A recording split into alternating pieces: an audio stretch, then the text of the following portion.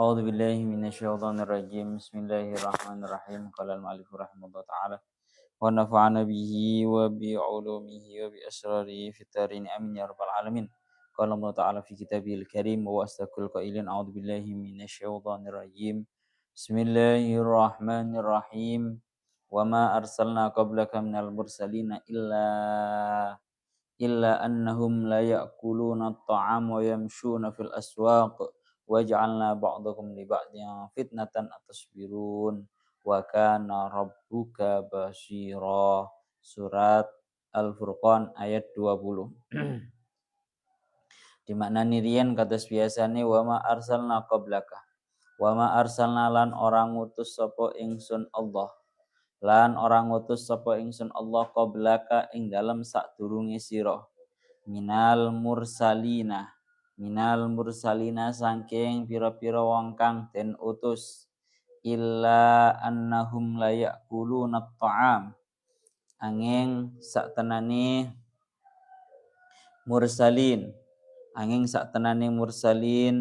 ya Allah ya Rabbi ya Karim angin saktenane mursalin iku la ya'kuluna at-ta'ama illa innahum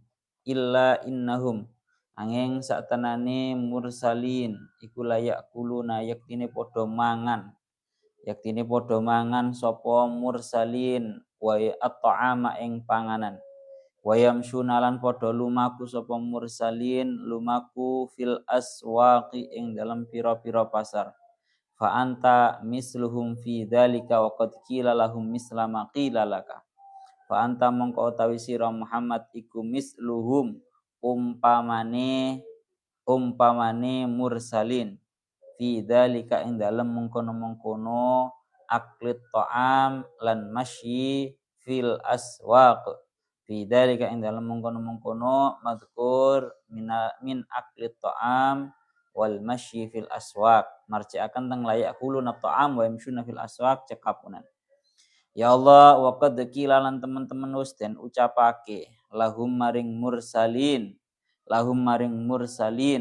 apa misluma padane barang kila kang den ucapake apa ma laka maring sira wa ja'alna ba'dakum li ba'din fitnah wa ja'alna lan dadekake sapa ingsun Allah ba'dakum ing sebagian sira kabeh li ba'din keduwe sebagian kang weneh dadekake fitnatan ing fitnah tegese baliyatan tegese cuba. Ya Allah ya Rabbi ya Karim ubtuliyah tegese den cuba sapa al-ghani wong kang sugih bil fakiri kelawan wong kang melarat was-sahihu lan den cuba sapa wong kang sehat bil maridi kelawan wong kang lara wasyarifu lan den cuba sapa wong kang mulya bil wadhi kelawan wong kang ina yaqulu sani fi kullin yaqulu ngucap sapa asani wong kang nomor loro fi kullin ing dalam saben-saben suwiji rupane al faqir al marid lan al wadi mali la akunu kal awali fi kullin mali mau tawi apa iku li kedue ingsun la akunu hale ora ana sapa ingsun iku kal awali kaya dene wong kang awal. Kenapa saya tidak bisa seperti orang-orang yang awal itu, seperti orang kaya, menjadi orang yang sehat, menjadi orang yang punya pangkat, orang yang mulia fi kullin dalam saben-saben suwiji. Atas birun jawab Allah taala niki. Atas biruna mongko apa toh padha sabar sira kabeh mongko apa toh padha sabar sira kabeh alam ing atase barang tasmauna kang padha ngrungu sapa sira kabeh ing mah miman ubtulitum bihi miman saking wong ubtulitum kang den cuba sapa sira kabeh bihim kelawan man istifhamun utawi atas birun iku kalam istifham tapi bimaknal amri kelawan nganggo maknane fi'il amr Ya Allah ya Rabbi ya Karim ai isbiru tegese sabaro sapa sira kabeh wa kana rabbuka basira wa kana lan ana sapa rabbuka pangeran sira iku basiron dat kang waspada ai biman tegese kelawan wong yasbiru kang bisa sabar sapa man wa biman lan kelawan wong yadzau kang ngersula sapa man pun sakmenten din. Terus samangke melanjutkan dari ayat yang kemarin, kita sekarang sampai di surat Al-Furqan ayat 20. Dalam surat Al-Furqan ayat 20 diingendikaken ya Allah ya Rabbi ya Karim. Surat Al-Furqan ayat 20. Mriki wa ma arsalna qablaka nal mursalina illa innahum la ya'kuluna at-ta'ama wa yamshi fil aswaq. Timuratirin ayatnya. Wa ma arsalna qablaka minal mursalin illa innahum la ya'kuluna at-ta'am. Wa ma arsalna qablaka minal mursalin, dan tidaklah aku mengutus qablaka sebelummu Muhammad minal mursalina dari golongannya orang-orang yang diutus illa innahum la ya'kuluna at-ta'am, kecuali mereka semua juga memakan terhadap makanan-makanan. Wa yamshuna fil aswaq, juga mereka berjalan di pasar-pasar. Wa ja'alna ba'dakum li ba'din fitnah, dan aku jadikan sebagian kalian merupakan fitnah atau ujian bagi sebagian yang lain. Atasbirun, apakah kalian semua bisa bersabar? Yakni bersabarlah.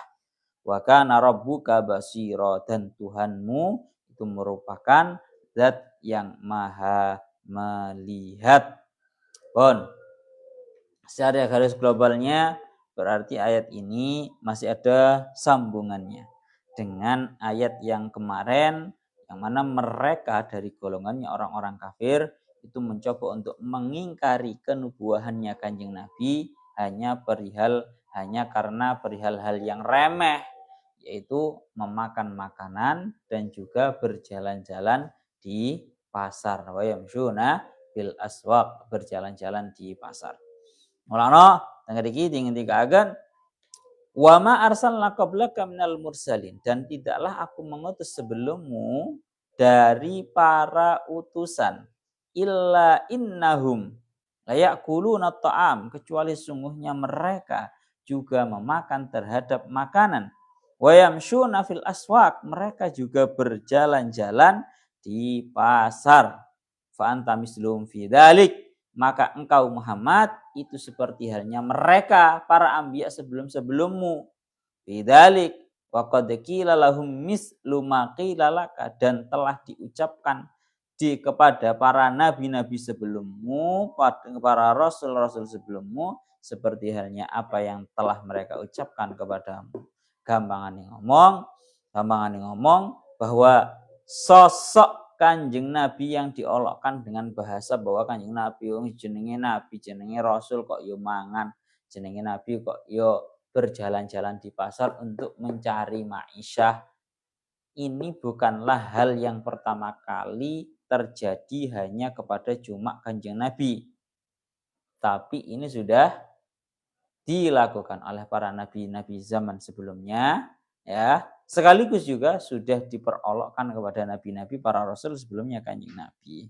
Mulane dawe Al-Imam Syekh As-Sawi, beliau dawuh qauluhu wa ma arsalna, al-maksud min hadhil jumlah hadhil ayah tasliyatuhu lin Nabi sallallahu alaihi wasallam wa raddu 'alal musyrikin.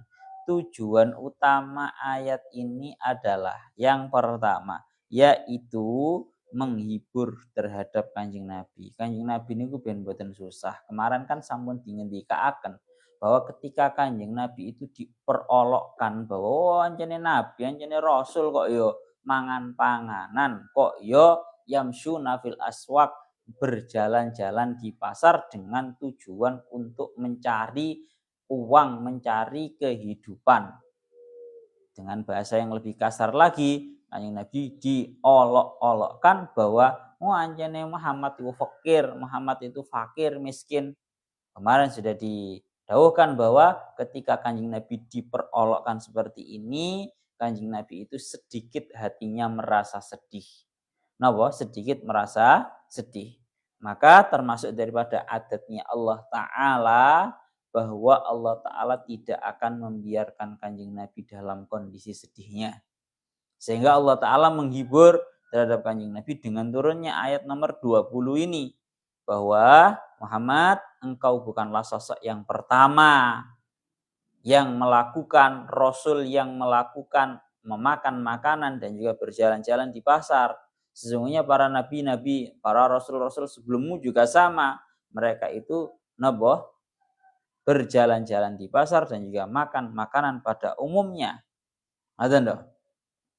Dan sama nabi-nabi dan juga para rasul sebelummu juga sama, wahai Muhammad, bahwa nabi-nabi dan juga rasul-rasul sebelummu itu juga diperolokkan seperti halnya olok-olokannya orang-orang kafir terhadap dirimu.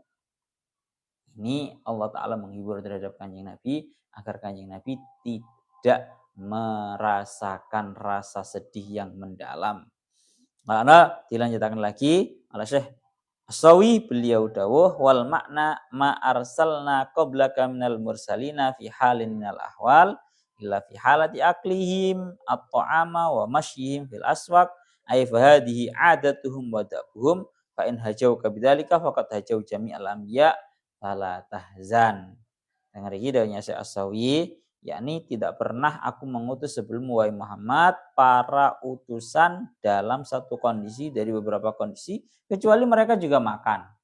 Kecuali mereka juga berjalan-jalan di pasar untuk mencari rizkinya Allah Ta'ala.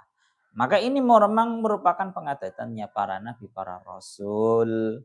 Maka kalau mereka itu mengolok-olokkan, memperolokkan, mengejek terhadap dirimu wahai Muhammad, maka sama halnya mereka itu mengejek terhadap seluruh para nabi. Maka kiranya kamu tidak perlu untuk bersedih mendengarkan ucapannya mereka. Ini sampun kula jelasaken sampai tutup nggih, sampai total menjelaskan tentang ya Allah pekerjaannya para nabi kemarin juga sampun dibahas di ayat-ayat yang sebelumnya. Intinya ayat ini adalah untuk menghibur terhadap Kanjeng Nabi ya. Ini juga sekaligus juga pelajaran untuk kita bahwa awak dhewe muter nang pasar itu juga bukan merupakan sebuah kehinaan. Golek duit, golek cara bahasane wong-wong talabul halal, mencari uang yang halal, fardhotun merupakan sebuah keharusan bagi setiap muslim. Nggih. Golek duit, Pak, iku kudu merupakan sebuah yang kewajiban. Bahkan dikatakan di dalam kitab Ihya al-aswaqu mawaidullah. Faman ataha asaba minha. Al-aswaqu mawaidullah. Yang namanya pasar itu merupakan tempat-tempat dibagi-bagikannya rezekinya Allah. Maka barang siapa faman ataha, barang siapa yang mendatangi terhadap pasar, asaba minha, pasti akan mendapatkan dari rezekinya Allah. Niki yang dingendikaken di dalam kitab Ihya dingendikaken ngoten. Dadi sing jenenge pasar iku panggonan dibagikno rezekine Gusti Allah. Sapa wonge gelem budal nang pasar pasti oleh bagian, oleh jatah teko rezekine Gusti Allah. Seperti yang dingendikaken oleh sebagian ulama juga di dalam kitab Ihya dingendikaken, ya Allah ya Rabbi ya Karim la'an alqaka. Ya Allah ya Rabbi ya Karim la'an alqaka tatlubu min ma'asyika. La'an alqaka tatlubu ma'asyaka ahabbu ilayya min an alqaka fi zawiyatil masjid. Sebagian riwayat ingkang kula eling la'an alqaka fi suq ahabbu ilayya min an alqaka fi zawiyatil masjid. Sebagian ulama dawuh, aku bertemu kepadamu di tengah-tengah pasar itu lebih menyenangkan bagiku daripada aku bertemu diri kamu di pojokannya masjid.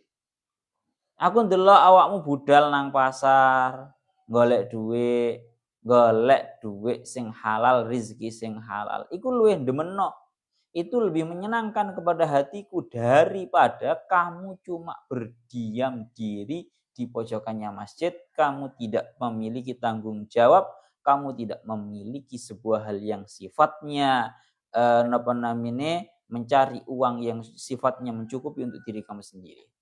Sebenarnya ini juga sudah dibahas tuntas di pengajian kitab Nasihat Diniyah kemarin ya. Kemarin tanggal itu akan kalau ada dua laki-laki. Yang satu pekerjaannya cuma di pojokan masjid beribadah. Sedangkan yang satu ini pekerjaannya di pasar mencari rizki yang halal. Kemudian yang satu ini senantiasa terus memberikan nafkahnya kepada seorang pemuda yang cuma beribadah di pojokan masjid itu. Maka dawanya di dalam kitab Nasihat Diniyah, seorang laki-laki yang hidupnya di pasar, kemudian dia mampu menghidupi orang-orang yang beribadah di masjid, yang lebih baik adalah orang yang di pasar itu. Loh saestu. Ini tangan iki akan ngoten. Pun bolak-balik diaturaken ngoten. Intine ngoten nggih. Dadi awak dhewe tidak perlu kiranya memandang rendah terhadap orang-orang yang berangkat ke pasar. Iku ora iso, Pak. Iku mulia, Pak. Wong sing nang pasar oleh rezeki marang ngono dikekno, diinfakkan, disedekahkan kepada para penuntut ilmu. Dia yang lebih baik daripada penuntut ilmu bisa-bisa. Pun nggih. Niki akan ngoten. Ya Allah ya Rabbi ya Karim, seperti yang didoakan oleh Syekh Fakhruddin Ar-Razi juga sama. Beliau dawuh bahwa olok-olokannya orang-orang kafir itu sangat unik dan tidak masuk akal. Bahasa ning ngomong ngoten. Teng mriki dawuhnya Al-Imam Fakhruddin Ar-Razi, beliau dawuh, ya Allah ya Rabbi ya Karim.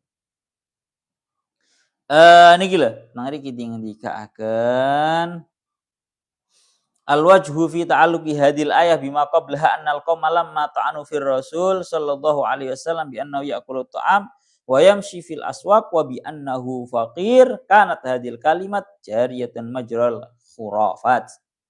Dunya Imam Fakhruddin Ar-Razi tatkala orang-orang kafir itu mengolok-olokkan mengejek terhadap Kanjeng Nabi bahwa Kanjeng Nabi itu masih memakan makanan seperti halnya mereka dan berjalan di pasar-pasar, okay?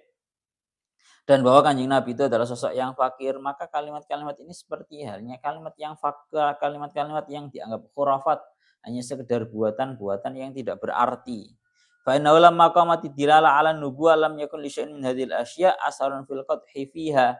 Karena sesungguhnya kalau sudah ditemukan dalil kuat, bukti kuat bahwa Kanjeng Nabi adalah sosok Nabi, maka ejekan yang model seperti ini bukanlah ejekan yang berpengaruh terhadap kenabian. Apa hubungannya orang makan makanan biasa? Apa hubungannya orang-orang yang berjalan di tengah pasar mencari rezeki yang halal?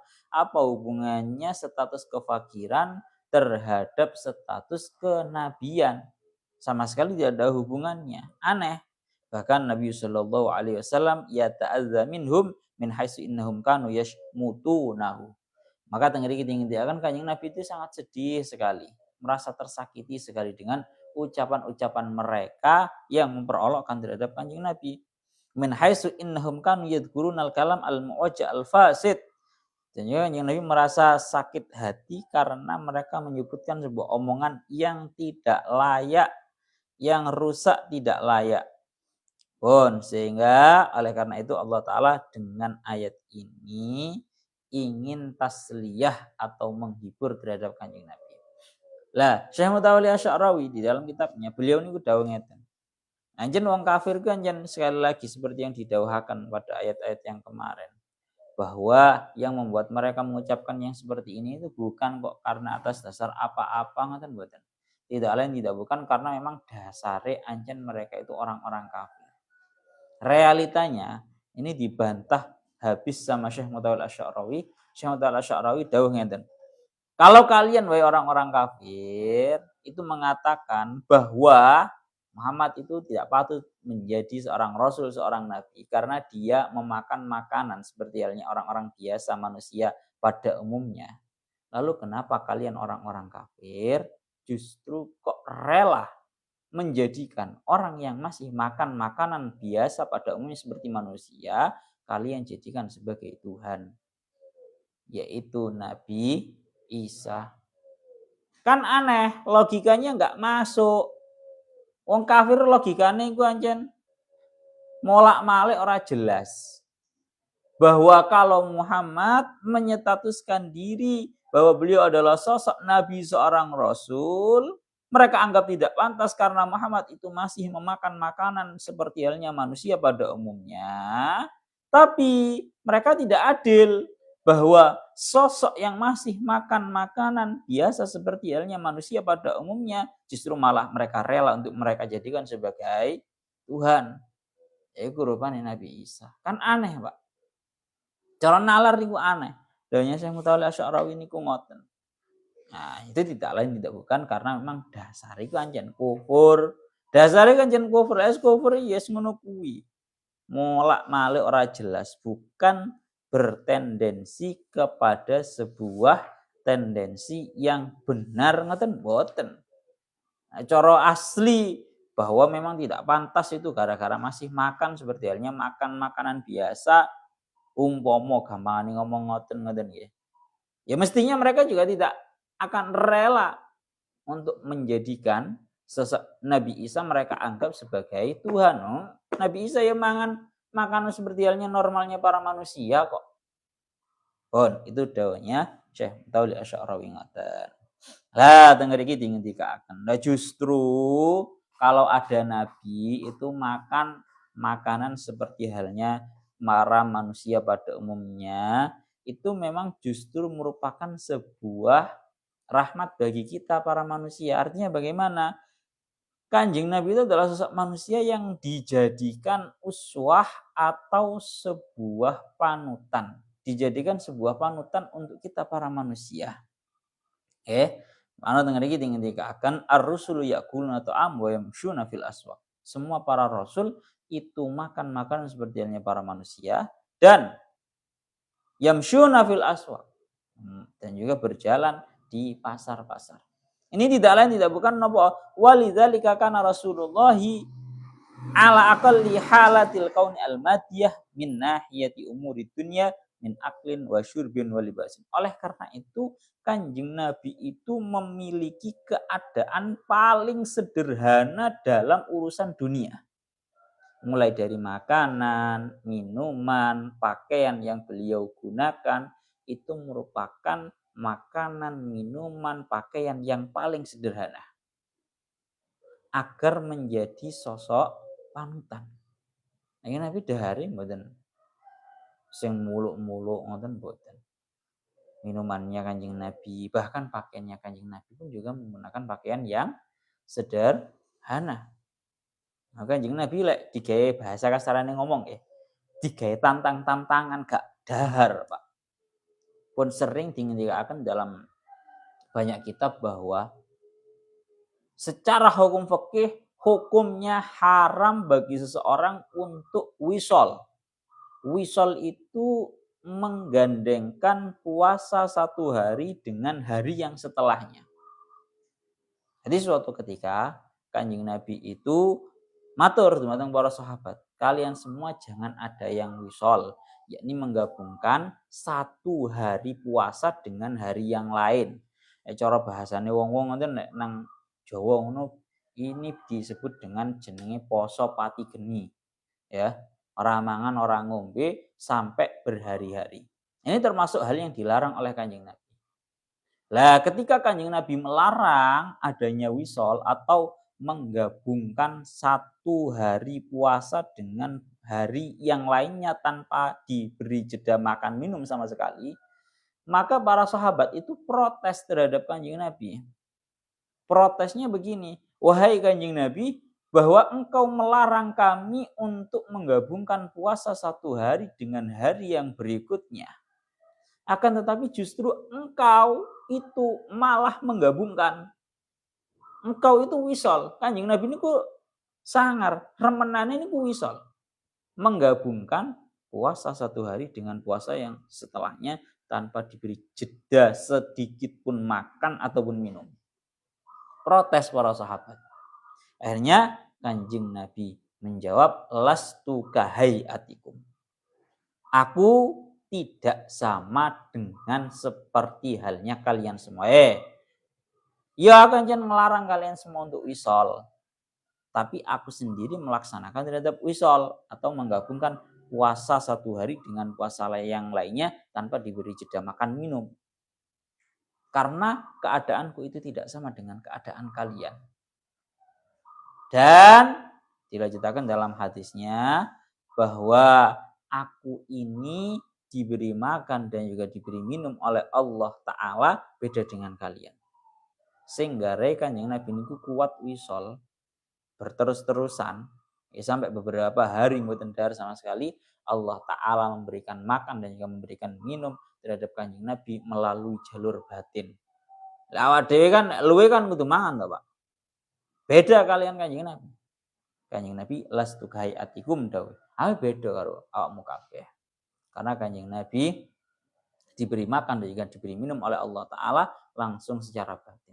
Gampangane ngomong umpama Kanjeng Nabi iku kuat, Pak. Maksudnya umpama Kanjeng Nabi iku tidak piye lek bahasane. Gampangane ngomong ngene lho, Pak. Umpama Kanjeng Nabi iku nuruti omongane wong kafir. Niscaya Kanjeng Nabi umpama ora dahar ngono ya kuat. Umpama ora dahar ngoten ya kuat. Tapi justru ketika sosok Nabi ini kok malah mboten dahar, iki malah nggarai ini merupakan sebuah contoh yang sangat berat untuk dicontoh para kaumnya, para umatnya. Bayangnya Kanjeng Nabi ini lek mboten dahar. Betapa kita sebagai umat ini akan semakin sulit untuk mencontoh tindak lampai Kanjeng Nabi. Den lho, mulane Kanjeng Nabi niku dalam urusan duniawi ya tetap ya dahar, ya napa? Ya ngunjuk, ya sare. Ya dele bayangne lek Kanjeng Nabi ora sare lah awak dhewe wis piye? Wong awak dhewe iku untuk mencontoh satu perilaku tindak lampahnya Kanjeng Nabi, sunnahnya Kanjeng Nabi yang rupane derek melek bengi. Segampangane mong tahajud kan Pak awak dhewe kangelan. Kan ngoten to? Ana dawuhnya Imam Al-Busiri sampai beliau dulu dalam tu sunnata man ahya dhalama ila anistakat qadama hudurra min warami dalam tu sunnata man ahya dhalama. Sungguh kita semua ini merupakan orang-orang yang zalim karena belum bisa meniru tindakannya sosok Nabi yang mulia yang senantiasa ahya dhalama, menghidupkan malam-malam petangnya. Ila anistakat qadama hudurra min warami, hingga beliau kedua kakinya membengkak kesakitan karena membengkak. Ada niru salah satu sunnah itu saja sudah kesulitan. Padahal itu masih di dalam batas manusiawi. Melek bengi tapi ngibadah itu masih hal-hal yang sifatnya manusia, tapi angel bisa ditiru. Wong lek melek nyekel HP ngopi jagongan karo kancane iku enteng, Pak. Jajal kongon melek maca Quran, maca sholawat, maca istighfar, tahajud dijamin langsung ngantuk positif. Mulane teng mriki dingendikaken ya Allah ya Rabbi ya Karim. Ya Allah ya Rabbi ya Karim. Kanjeng Nabi niku dalam perilaku kehidupannya sehari-hari itu memiliki kebiasaan yang sangat sederhana dalam urusan dunia. Bener lho. Nah tujuane Kanjeng Nabi niku ngoten niku ben mudah untuk ditiru, ben mudah untuk menjadi sosok panutan. Ngoten lho. Kan pun bolak-balik dibahas. Wong kafir itu menuntut bahwa sosok rasul, sosok nabi, rasulnya Allah Ta'ala itu kudu para malaikat. Ini kan sudah sering dibahas dalam ayat lain. Kudu para malaikat katanya orang-orang kafir. Maka dijawab oleh para ulama, loh, ya soro kon. Akan sangat berat kalau yang namanya seorang utusan Allah Ta'ala kepada para manusia ini adalah para malaikat. Lebih yang malaikat orang mangan, malaikat orang ngombe, malaikat orang duwe hawa nafsu. Ya toh, cara gampangane ngomong malaikat iki dawuh-dawuh nang menungso, kalian semua jangan sampai kalian itu meninggalkan puasa, kalian semua jangan sampai berzina. Ini mesti langsung dicamplak karo menungso, langsung diperolokkan karo para manusia bahwa yo malaikat kon ora duwe kepinginan mangan, ora duwe kepinginan ngombe, ora duwe kepinginan syahwat-syahwat perut dan juga syahwat kemaluan, pasti akan seperti itu. Malah tidak masuk akal kalau seorang rasul kepada para manusia itu justru para malaikat. Akan pantas kepada kita dan enak untuk kepada kita para umat itu kalau seorang rasul itu berupa sama-sama manusianya. Kalau sosok Kanjeng Nabi itu memiliki sifat yang pun sering diaturakan bahwa al-a'radul basyariyatul lati la tuaddi ila nuqsani maratibihim. Bahwa sosok para nabi, para rasul itu memiliki sifat-sifat manusiawi yang tidak membuat berkurangnya derajatnya para nabi dan juga rasul yang mulia, yang tinggi. Jadi enak, lek nabi ini adalah seorang manusia, rasulnya itu adalah seorang manusia, itu enak. Podo-podo menungsone, podo-podo dahare, podo-podo ngunjuke, podo-podo golek duit nang pasare. Ngoten nggih. Nah, Kanjeng Nabi niku adalah sosok yang sangat sederhana. Mulakna teng mriki sampai dingendikaken wayamsyuna fil aswaq. Kanjeng Nabi juga berjalan-jalan di pasar. Wingi sampun kula sebutaken, sampun diceritakan bahwa Kanjeng Nabi itu memang track recordnya beliau itu selain beliau menjadi pengembala di waktu beliau masih kecil, beliau juga menjadi pedagang. Tercatat 2 kali beliau menjadi seorang pedagang. Yang pertama yaitu beliau mengikuti bahasane nderekaken dagangane pamannya sampai beliau itu berjalan ke negeri Syam, yang mana di tengah-tengah perjalanannya beliau dan juga paman beliau itu bertemu dengan seorang pendeta Buhaira, ya. Buhaira yang mana Buhaira itu yang menunjukkan terhadap pamannya bahwa keponakanmu ini adalah sosok yang luar biasa, tolong dijaga. Itu yang pertama. Yang kedua, Kanjeng Nabi itu menjadi sosok saudagar, menjadi sosok pedagang.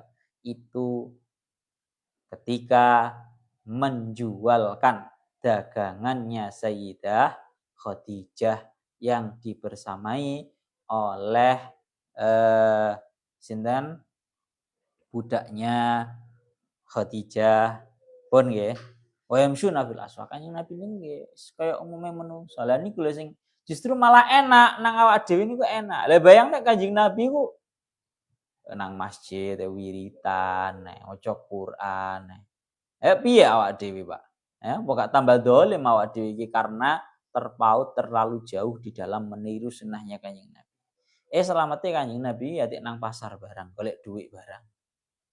Ana teng mriki dikakaken ada salah satu cerita bahwa yartaduna liqada'i masalihihim wa syira'i hajatim. Semua para rasul, para nabi itu juga berkeliling ke pasar untuk mencari, untuk menunaikan kebutuhan-kebutuhan keseharian, dan dingendikaken dalilun, dawuhnya Syekh Mutala Sya'rawi, dalilun ala tawadu'im wa adamu takabburim ala misli hadil a'mal. Justru para nabi, para rasul berangkat ke pasar untuk mencari uang dan juga untuk membeli kebutuhan-kebutuhan sehari-hari. Itu merupakan dalil kuat bahwa betapa para nabi dan juga para rasul itu penuh dengan ketawaduan. penuh dengan rendah diri, merendahkan diri. Dan beliau-beliau sama sekali tidak takabur, tidak sombong diri untuk melakukan amal-amal yang seperti ini. Bahkan diceritakan lidzalika kana sayyiduna Rasulullah yahmilu hajatahu binafsihi. Diceritakan suatu ketika Kanjeng Nabi niku membawa barang-barang yang telah beliau beli itu dengan tangan mulia beliau sendiri. Fa in arada alai ahadu sahabatihi ayyahmilaha anhu yaqul sallallahu alaihi wasallam sahibu syai'i ahaqqu bihamdihi.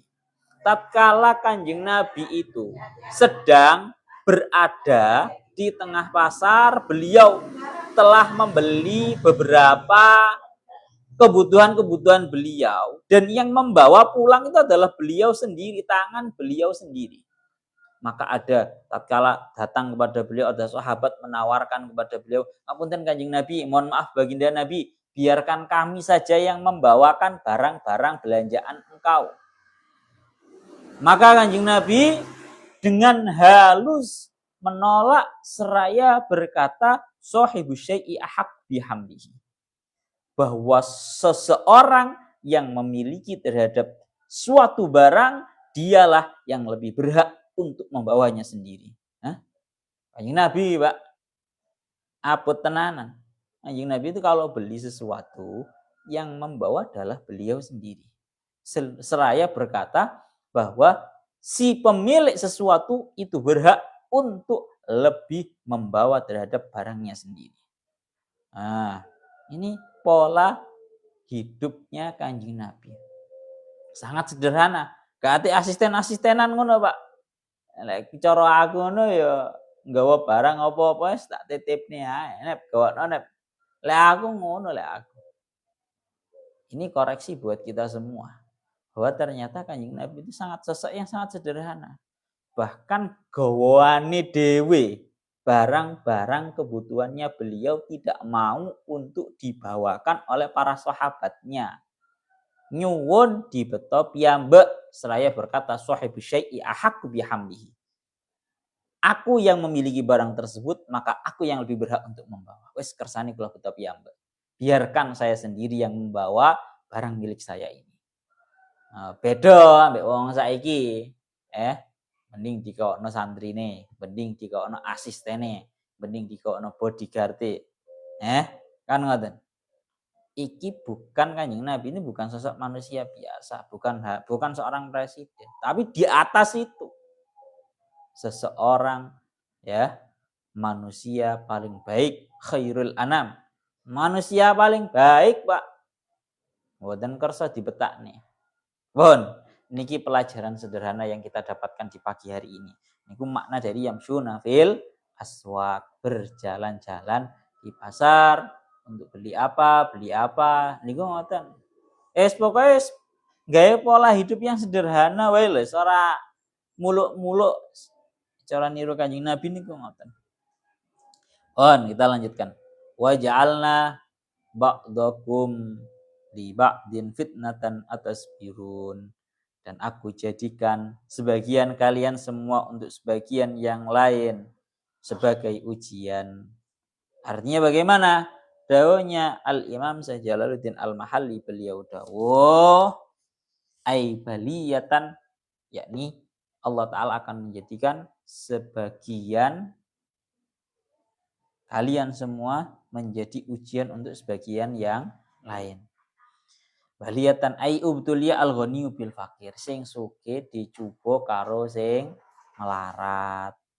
Was-sahihu bil marid, yang sehat diuji dengan orang yang sakit. Wasyarifu bil wadi, orang yang memiliki yang mulia, yang memiliki pangkat akan diuji dengan sosok yang hina. Yaqulu asani fi kullin mali la akunu kal awal fi kullin. Tiap-tiap orang yang kedua pasti akan berkata, kenapa aku tidak bisa menjadi seperti halnya itu? Sing melarat ngomong lapo yo aku kok gak iso dadi sugih kaya wong iku. Wong sing loro ngomong, kenapa sih aku kok gak bisa sehat Ngoten. Nyapa sih aku kok gak bisa sehat seperti halnya orang-orang itu. Nyapa kok aku ora sehat kayak wong kuwi ya. Orang yang hina juga sama. Nyapa aku kok ora viral lah kayak wong kuwi. Kenapa aku tidak bisa memiliki kehidupan yang terhormat seperti orang-orang itu? Ya, fikullin. Kalau di dalam Syekh As-Sawinya beliau dawuh ngeten. Wa ja'alna ba'dakum li ba'din fitnatan. Beliau dawuh innad dunya daru bala'in wa imtihanin. Sesungguhnya dunia ini merupakan tempatnya ujian. Faja'ala ba'dal abid fitnatan li ba'din. Maka Allah Ta'ala akan menjadikan sebagian para hamba itu merupakan ujian bagi hamba yang lain. Liyud hirasabir min ghairihi. Untuk menampakkan siapa yang bisa bersabar dan siapa yang tidak bisa. Dilanjutkan teng mriki ubtuliyal ghaniyyu bil faqir. Fal ghaniyyu mumtahanun bil faqiri bihasadihi. Maka orang-orang yang kaya akan diuji dengan orang-orang yang miskin dengan sifat hasudnya. Wong sugih kuwi diuji dengan wong sing melarat gara-gara wong sing melarat iku senengane hasud. Wong melarat iki lho, Pak, lek delok wong sugih, elah mobil tosane mobil utang kredit ae gaya. Kan ngono Pak wong saiki. Hasud. Elah wong tosane ngono ae aku ya iso. Biasane wong fakir niku ngoten, delok wong sugih ku atine ku malah ra tenang, ra iso turu. Ngono lho. Elah, intine diheleh tok pokoke. Penuh dengan kehasutan dan lebih dari itu biasanya orang fakir itu bukan hanya cuma memperolokkan dengan model hasud. Bahkan sampai ambil tindakan. Saking panase gak terima lek kapan tonggone iku tambah sugih. Biasane sampai tuku sing jenenge santet nang dukun. Tukune wong iku lho laris rek. Tukuku gak laris. Wo, tak tuku santet ae nang dukun. Akhirnya nyantet. Ini loh namanya orang yang kaya diuji dengan orang yang fakir. Begitupun juga sebaliknya. Wal fakiru mumtahanun bil ghaniyi. Yaskharu bihi wa yahtakiruhu. Wong sing sugih iku, wong sing melarat iku juga diuji sama orang yang kaya. Rupane nopo? Wong sing kaya seringkali memperolokkan terhadap orang yang melarat. Heleh kon niku melarat ae rasah kemelinti. Heleh kon kamu itu orang yang fakir, orang yang miskin aja kamu nggak usah banyak gaya. Kan ngoten. Jadi orang yang kaya diuji dengan orang yang miskin juga diuji dengan orang yang kaya. Begitu juga sama wasahihu mumtahanun bil marid. Orang yang sehat diuji dengan orang yang sakit. Karena apa? Orang yang sakit selalu berkata, lima lam nu'afa wa nasiru misla hada. Ya Allah, nyapo kok aku, kenapa saya ini kok nggak bisa sembuh, nggak bisa sehat seperti halnya orang yang sehat-sehat ini loh ya Allah. Begitu juga sama. Wal maridu mumtahanun bis sahih yatakabbaru alaihi wa yaghtaru bi sihhatihi. Begitu juga sama orang yang sakit itu diuji dengan orang yang sehat. Yang mana orang sehat itu takabur. Orang yang sehat itu takabur atas orang yang sakit. Bahasanya wong sehat ya. Ana wong sehat iki senengane ngenyek wong loro. Kon iku penyakitan loro-lorona ya kon wanceni. Ancene urip ora dijogo lah. Sama-sama saling diuji. Wasyarif kal anbiya wal ulama wasulaha mumtahanun bil wadi yahsuduhu ala ma a'tahu wa hakadha. Ngerti akan bahkan orang-orang yang mulia pun seperti halnya para nabi, para ulama, para sulaha, mereka semua diuji dengan orang-orang yang hina. Yang mana orang-orang yang hina itu hasud atas pemberian Allah Ta'ala kepada para orang-orang yang mulia. Contoh ringannya zaman sekarang ini gampang ngomong kayak dene keturunane para nabi, para habib-habib Alawi yang memiliki kemuliaan yang agung, yang mana sekarang itu beliau-beliau sedang diuji oleh orang-orang yang hina, yang tidak terima atas kemuliaan yang dimiliki oleh para habaib. Akhirnya memperolokkan. Iya termasuk, Pak. Bon, ini ngoten nggih. Mulakno kesimpulane dawuhnya Syekh Asawi sampean bisa lihat sendiri, wal mukhlisu min dzalika asabdu ala ahkamillahi waridho biha. Yang bisa menyelamatkan dari semua itu cuman satu, yaitu kita bersabar atas hukum-hukumnya Allah dan ridho terhadap hukum-hukumnya Allah. Karena nopo? Ini loh sing rungokne tenanan. Li annal wajiba 'alal insani ayyang dura fi umuri dunya ila man huwa dunahu. Karena kewajibannya seorang manusia dia melihat orang yang di bawahnya kalau dalam urusan dunia. Wala yang duru ila man huwa fawqahu, jangan melihat kepada orang yang di atasnya kalau urusan dunia. Li alla yazdari ni'matallahi alaihi, agar tidak menghina, menganggap remeh terhadap nikmatnya Allah Ta'ala yang ada pada dirimu. Wa fi umuril akhirati ilaman huwa fauqahu. Sedangkan dalam urusan akhirat, lihatlah kepada orang-orang yang di atas kita. Tujuannya nopo? Liyasrifa nafsahu fayarji'u alaiha billaumi wan nadam. Agar kita ini bisa mengalihkan, mengkondisikan terhadap nafsu kita, sehingga kita bisa menghinakan terhadap nafsu dan diri kita dalam urusan ibadah. Betapa kita ini masih sangat jauh dan terlalu minim dalam urusan akhirat.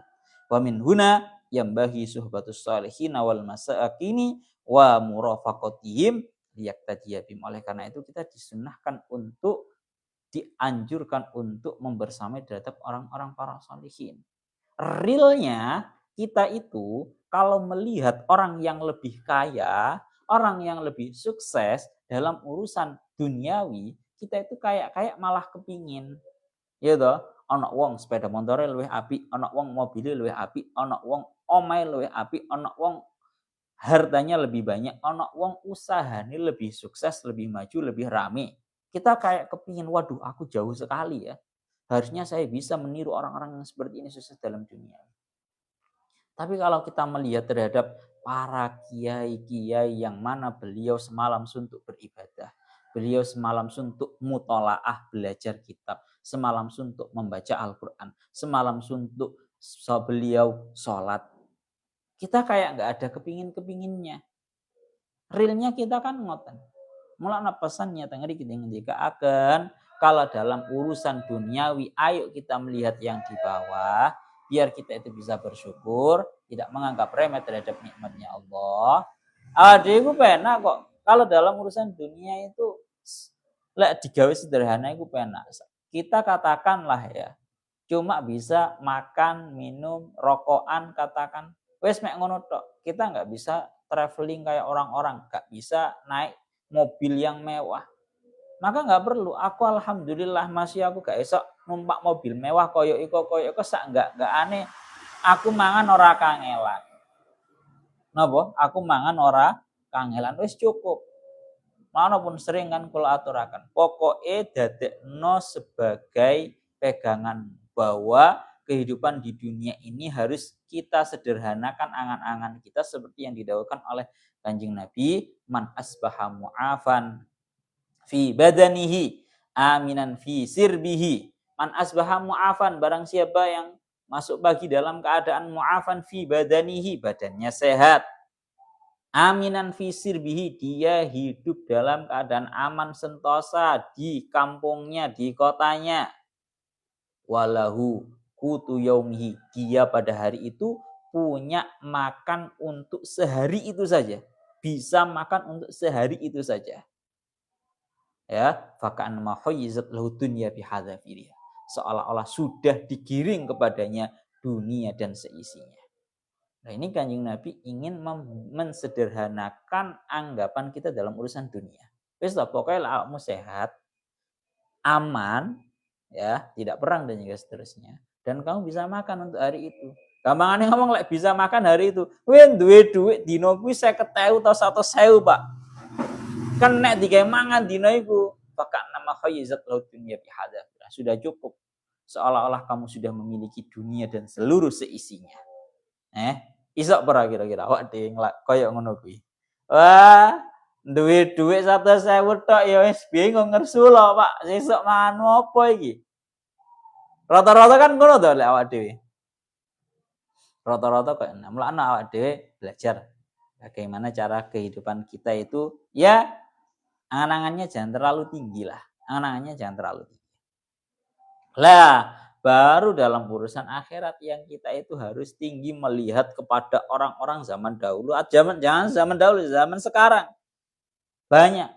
Kalau dalam urusan hal yang dunia, yang ukhrawi, piye carane awak dhewe iki benar-benar bukan hanya sederhana, tapi semaksimal mungkin. Ya, cara bahasane, ya Allah ya Rabbi ya Karim.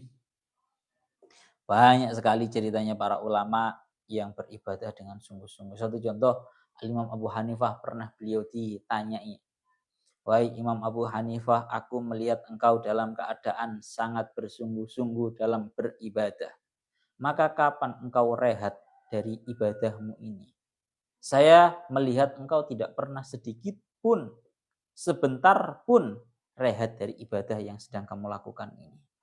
Beliau berkata bahwa tidak ada kata istirahat sampai seluruh orang-orang yang masuk surga meletakkan kedua telapak kakinya di surga dan orang-orang yang masuk neraka meletakkan kedua telapak kakinya di neraka.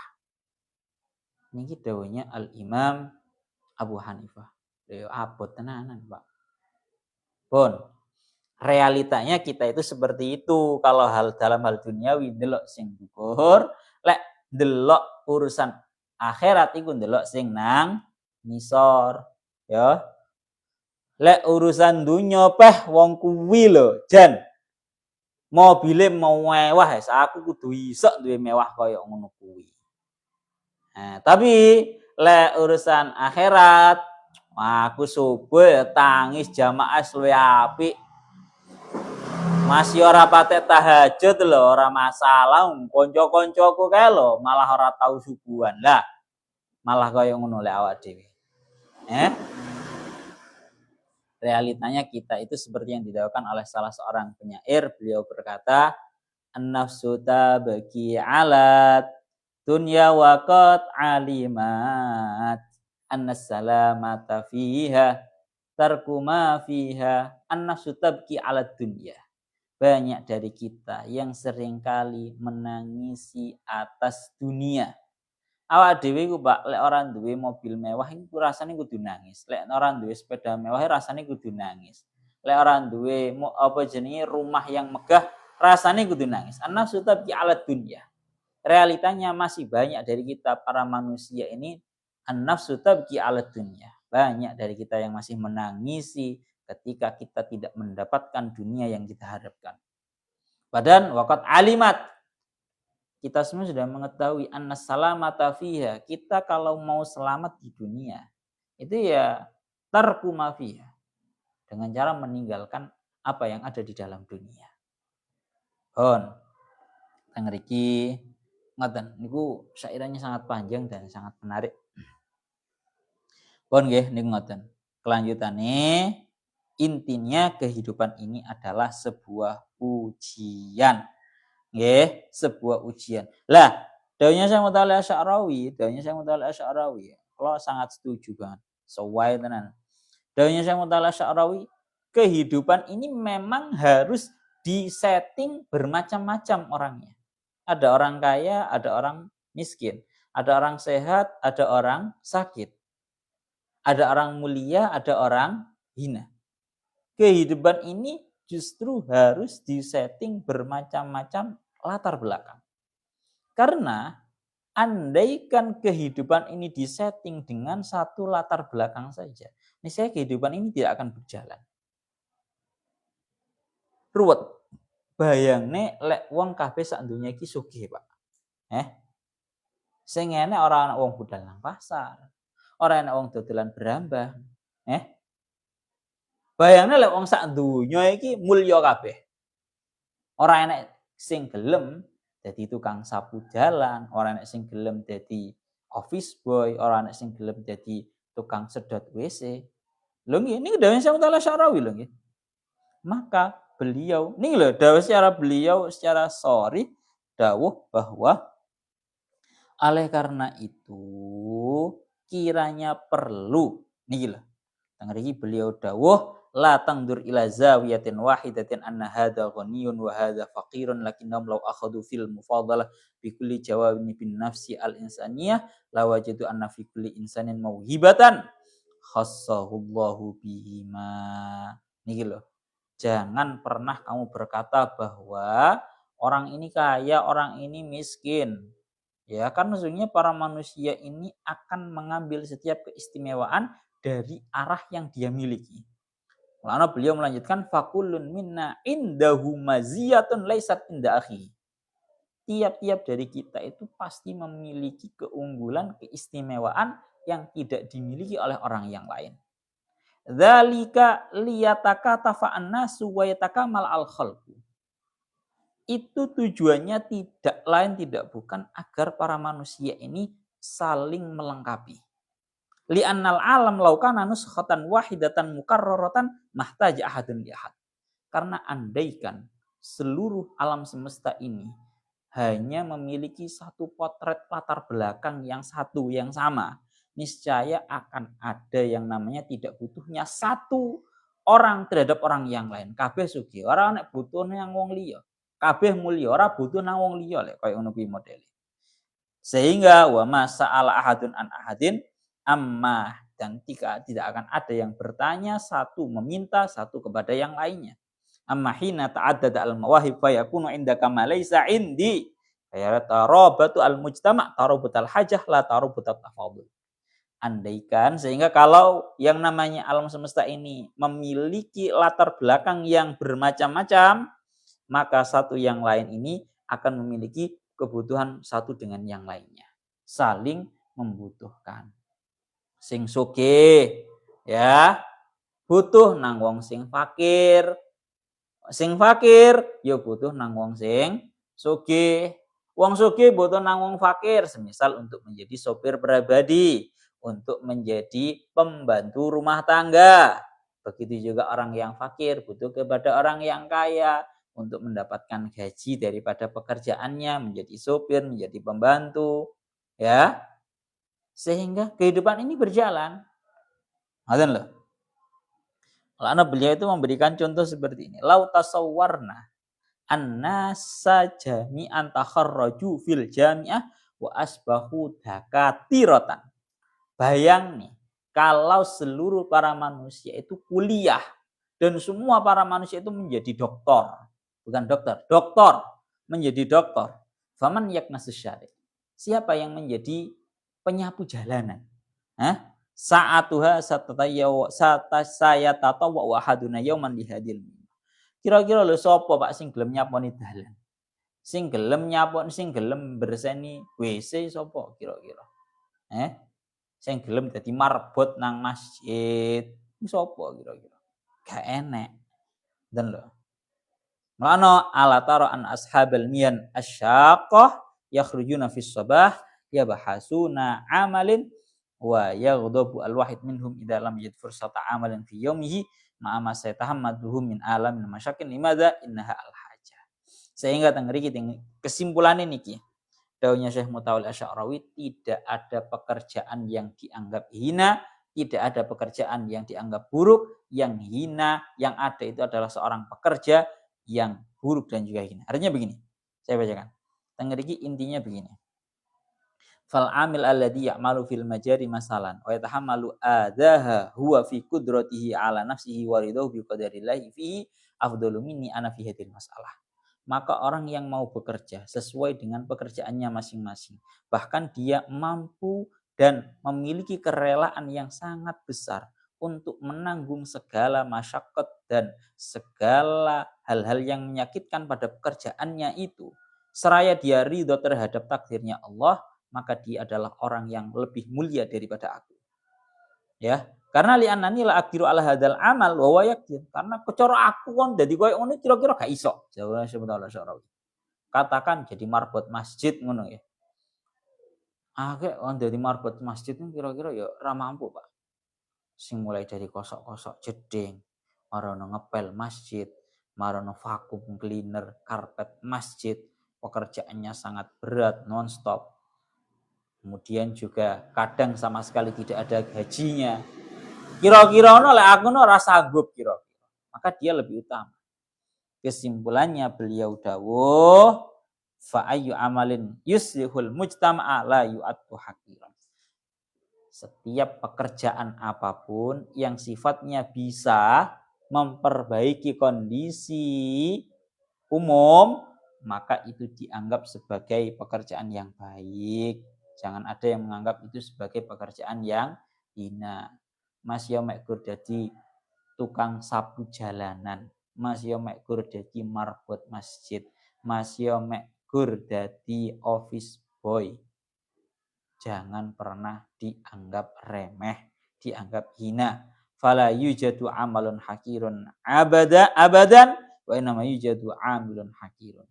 Karena tidak ada yang namanya pekerjaan itu dianggap remeh, dianggap hina. Yang ada itu pekerja yang hina. Kalau pekerja yang hina, pekerja yang tidak konsisten, pekerja yang ngarsulo. Bon, ini kesimpulannya ngoten. Ya Allah ya Rabbi ya Karim. Bon nggih, waj'alna ba'dakum li ba'din fitnatan. Intinya ngeri kita ngendikakan idan al fitnatu ikhtibarun. Yang namanya fitnah itu merupakan sebuah ujian. Al mahir man yafuzu fi. Orang yang pintar, orang yang cerdas adalah orang yang bisa sukses di dalam ujian tersebut. Bagaimana? Fa in kana ghaniyan kana syakiran madiyan hakil ghina mutawadian yabhasu anil fuqara wa ya'tifu alaihim. Kalau dia kebetulan orang yang kaya, ya berarti dia mampu menjadi orang yang kaya, yang bersyukur, yang mampu membayarkan hak-haknya dia sebagai orang yang kaya, yang dia itu tawadhu, rendah diri, tidak menghina terhadap orang yang miskin. Bahkan dia mampu mencari orang-orang fakir, tujuannya untuk dia mengeluarkan zakat, infak, dan sedekahnya. Begitu juga sebaliknya orang yang fakir, ya dia tidak menghasuti terhadap orang-orang yang kaya.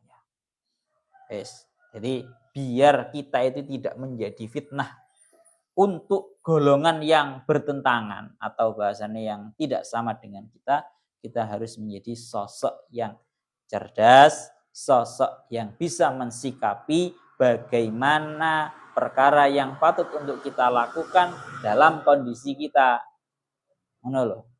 Kalau kita semisal termasuk orang yang mulia, ya jangan menghina orang yang hina.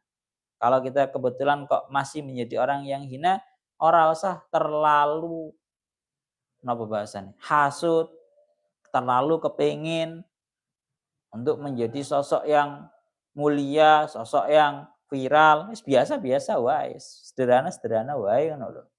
Penak-penak. Ngoten lho. Pun, ngoten terakhir atas birun. Apakah kalian semua itu bisa bersabar? Ai alama tasma'una mimman ubtulitum bihim istifhamun bimakna al-amr. Apakah kalian semua itu bisa bersabar atas apa yang kalian dengar dari ucapannya orang-orang yang kalian semua itu diuji atas orang tersebut. Ini merupakan istifham, tapi pada hakikatnya ini merupakan amar, perintah. Sabaro, kalian semua itu sabaro. Mulane Kanjeng Nabi niku sampun dawuh. Teng mriki dikatakan kalian saya asawi beliau dawuh wabil jumlah fal fitnatu ayyah sudal mu'afi al mu'afa al mubtalah. Secara garis globalnya, fitnah itu adalah bentuk kehasutannya orang-orang yang sedang diuji, menghasuti terhadap orang-orang yang tidak mendapatkan ujian. Wasabru ayyah bisa kulun min huma nafsahu. Ya, sabar itu tiap-tiap dari orang-orang tersebut bisa menahan terhadap nafsunya. Hadza 'anil batar wa hadza 'anid dhajar. Yang kaya jangan sampai menghina terhadap orang yang fakir, yang mulia jangan sampai menghina terhadap orang yang hina. Wa hadza 'anid dhajar, dan orang yang ini, orang yang hina, orang yang miskin jangan sampai sambat. Ngoten lho. Ana Kanjeng Nabi niku sampai sampun dawuh, Kanjeng Nabi niku dawuh mengenai menafsiri ayat wa ja'alna ba'dakum li ba'din fitnatan atasbirun. Kanjeng Nabi dawuh wailun lil alim minal jahil.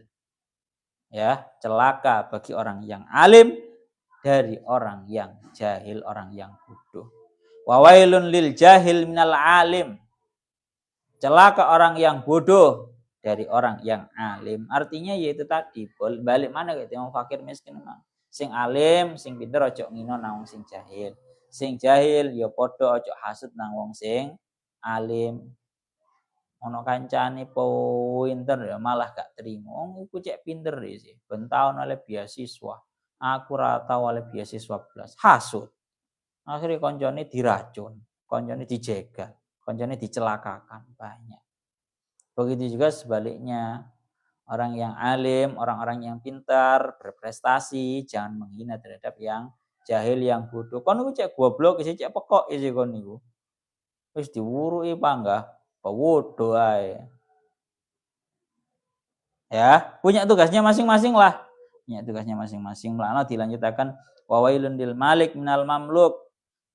Sebuah kebinasaan bagi orang yang memiliki atas budak yang dimiliki, dan juga sebuah kebinasaan bagi budak yang dimiliki dari orang yang memiliki.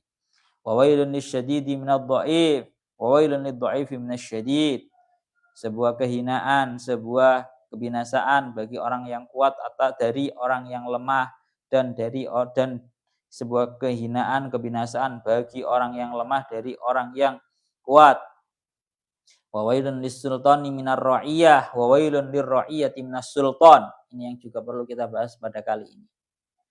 Binasa bagi para pemimpin dari rakyatnya, dan juga binasa bagi para rakyat dari para pemimpinnya.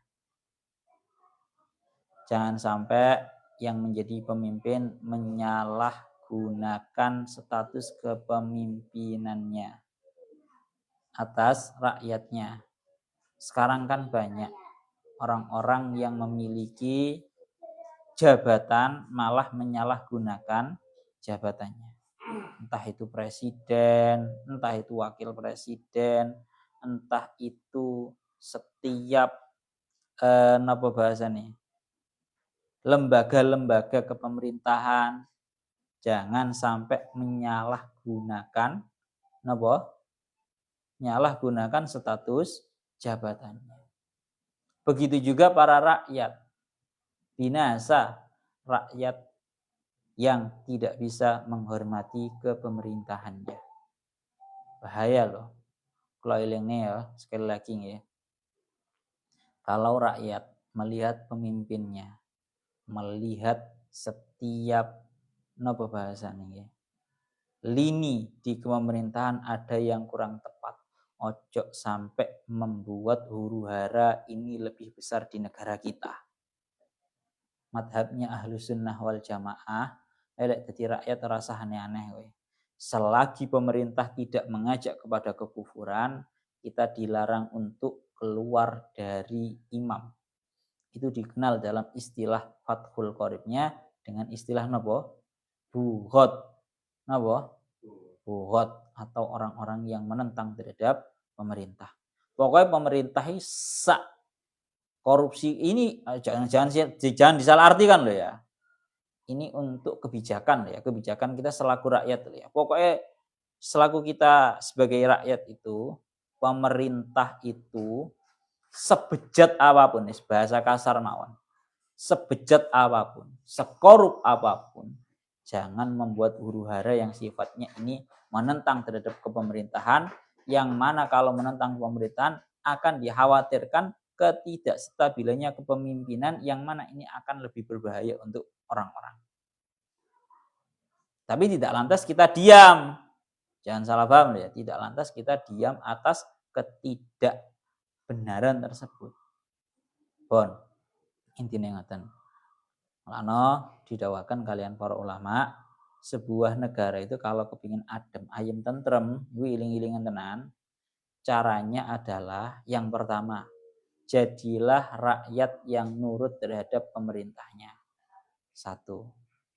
Yang nomor 2, jadilah para pemimpinnya itu merupakan pemimpin yang siap dibimbing oleh para ulamanya. Yang nomor 3, jadilah ulamanya merupakan ulama-ulama yang senantiasa menuntun semua menuju jalannya Allah dan juga Rasulnya. Laes kaya ngono, adem ayem tentrem Pak negara kuwi. Lah nek wis ulamae ora iso bimbing pemerintahe iki gak diturut karo rakyate, rusak wis. Pun atas birun wa kana rabbuka basiran ay biman yasbir wa biman yasa. Dan Allah Taala adalah zat yang melihat, mengetahui terhadap napa? Orang-orang yang mampu bersabar dan orang-orang yang mampu yang selantiasa sambat ae. Pun. Cara bahasane yang dingendikaken oleh Al-Imam Abdullah bin Ala Al-Haddad, beliau dawuh, ala ya sah la tajza wa tajjar wa sallim lil maqadir kai tuhmat wa tujar. Ala ya sah, wahai para sahabat, para kawan-kawanku, la tajza wa tajjar, jangan kamu sambat, jangan kamu bosen. Wasallim lil maqadir, serahkan semuanya kepada takdir. Wasallim lil maqadir kai tuhmat petujar.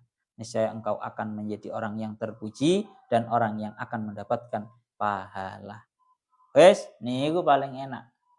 Hala ya sah, la tajza wa tajjar, wasallim lil maqadir kai tuhmat petujar. Pun surat Al-Furqan ayat 21, wa qala alladziina la yarjuna liqa'ana laula unzila 'alainal malaikatu aw nara rabbana laqad istakbaru fi anfusihim wa atau utuwan kabira.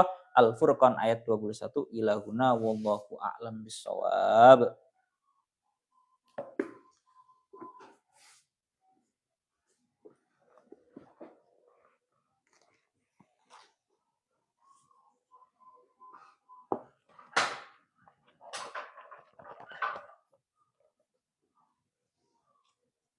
Kemudian